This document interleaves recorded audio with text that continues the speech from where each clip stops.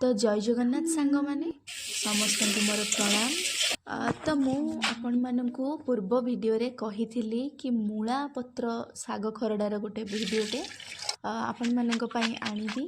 तो आपण माने तो जानी थिबे साग आम मानक देह पई केते उपकारी केते जरूरी। तो साग तो मोर बहुत ही पसंद। तो से जेकोसी साग होना कहीं तो आज मूला पत्रर गोटे साग खरड़ा प्रस्तुत करबा। तो केउ मानकु पसंद निहाती थारे कमेंट बॉक्स माध्यम रे जणाइबे।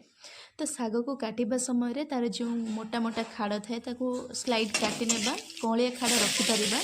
तो सबको भल भाव रे काटि नै परिष्कार करी धोई नेबा। देन करेई रे ताकू सिझेबा पई छाड़ी देबा, हल्का लूण दे सिझे नेबा। सिझी सरिबा परे ताकू छाणी नेबा। देन करेई रे सोरिष तेल गरम करनबा, गोटे कला सोरिष, पियाज कुची, रसुण छेचा, सुखिला लंकार गोटे मस्त छुंकटे दे नेबा।